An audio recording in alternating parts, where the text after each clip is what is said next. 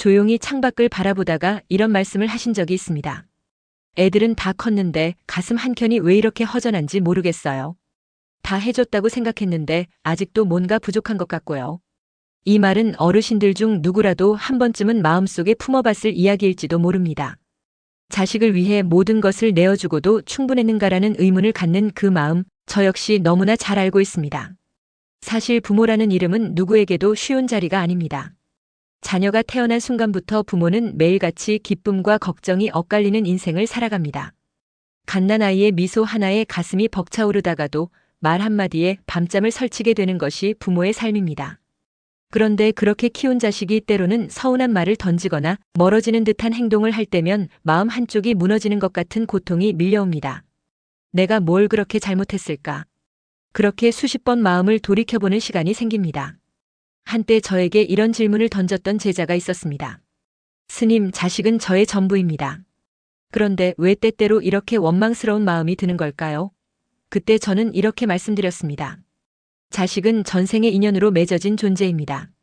단순히 오늘 이 생에서 우연히 만난 것이 아니라 아주 오랜 세월 동안 인연을 맺어온 영혼입니다. 이 말을 들은 제자는 한참을 조용히 앉아 눈물을 흘렸습니다. 자식을 미워했던 마음이 죄스러웠고 너무 사랑했던 감정이 다시금 감사로 바뀌었다고 말했습니다. 당신도 아마 그렇게 느껴보셨을 겁니다. 모든 걸 주었는데도 끝내 다 닿지 않는 벽 같은 것이 느껴질 때 우리는 때로 외롭고 허탈함에 빠지게 됩니다. 하지만 그 모든 감정의 바탕에는 깊고 오래된 사랑이 자리 잡고 있다는 사실을 잊지 않으셨으면 합니다. 사랑이 있기 때문에 서운할 수 있는 것이고 기대가 있었기에 허전함도 따라오는 것입니다. 그리고 그 감정은 결코 헛된 것이 아니라 부모라는 이름이기에 품을 수 있는 고귀한 마음입니다. 우리는 이제 인생의 깊은 강을 건너온 사람들입니다. 자식과의 인연도 삶과의 관계도 그리고 스스로에 대한 이해도 점점 더 깊어질 때입니다. 이 글을 읽고 계신 당신 역시 자식을 위해 평생을 살아온 누군가일 것입니다. 그 노력과 희생은 결코 헛되지 않았고 오늘의 당신을 더욱 단단하게 만들어 주었습니다. 며느리와의 갈등으로 한동안 마음앓이를 하신 적이 있습니다. 아들놈은 어릴 땐 그렇게 곱더니 장가만 가면 달라지더라고요. 서운한 말 한마디에 잠도 안 오고 눈물이 날 때가 많아요. 그 말씀을 들은 어느 스님은 이렇게 답했다고 합니다. 그 서운함조차도 인연이 깊기 때문에 생기는 겁니다. 오히려 그 마음이 복이라는 걸 언젠가 알게 되실 거예요.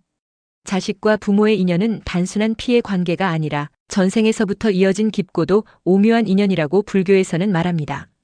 우리가 자식을 향해 아낌없이 주고도 아깝지 않다고 느끼는 이유는 전생에 그 아이가 나에게 은혜를 베풀었던 존재였기 때문이라고 보는 것입니다. 전생에서 부모였던 아이가 이번 생에서 자식으로 태어나 다시 만났을 수도 있고 내가 빚을 진 상대라서 지금 그 은혜를 갚는 중일 수도 있다는 해석은 많은 어르신들의 마음을 조용히 어루만져 줍니다. 한 제자가 이렇게 물었습니다. 스님, 저는 자식에게 모든 걸 줬지만 마음이 공허합니다. 왜 그럴까요? 그러자 스님은 조용히 강물 위에 비친 달을 가리키며 말했습니다. 그 달이 아무리 아름다워도 손으로는 잡을 수 없듯 자식도 내 것이 아닌 존재입니다. 잠시 스쳐가는 인연일 뿐 그 인연 안에서 당신은 이미 최선을 다한 겁니다. 부모와 자식 사이의 관계는 때로는 천국 같고 때로는 지옥처럼 느껴지기도 합니다. 아무리 사랑해도 이해받지 못할 때가 있고 아무리 베풀어도 부족하게 느껴질 때가 있습니다.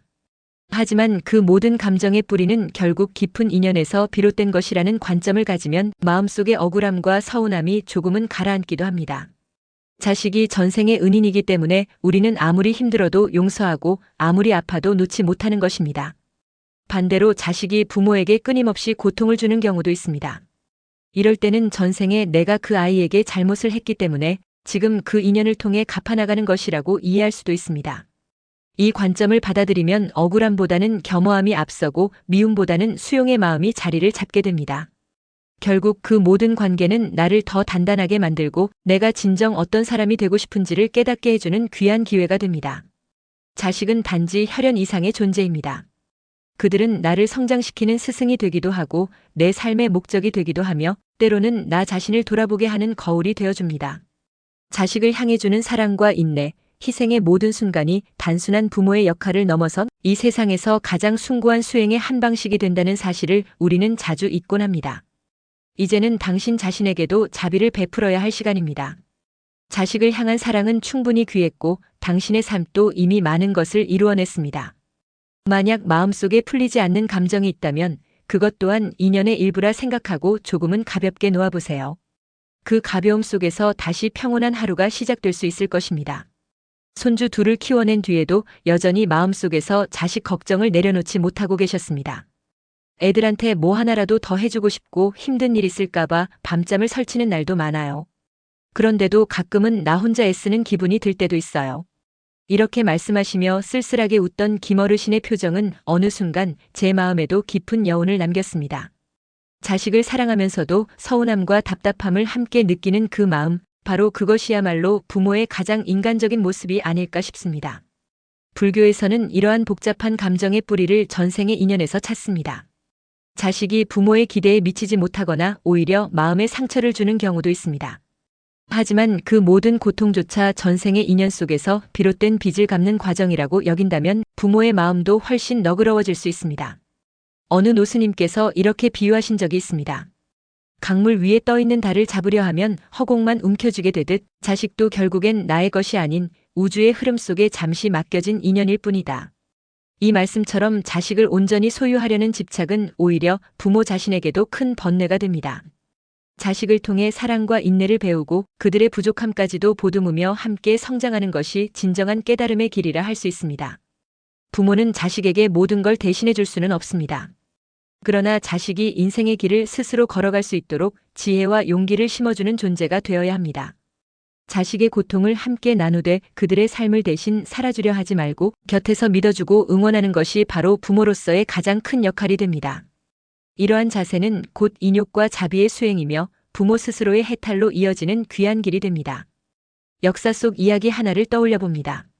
조선의 영조와 사도세자 부자의 비극은 부모가 자식을 자신의 틀 안에 가두려 할 때 어떤 결과가 오는지를 보여줍니다.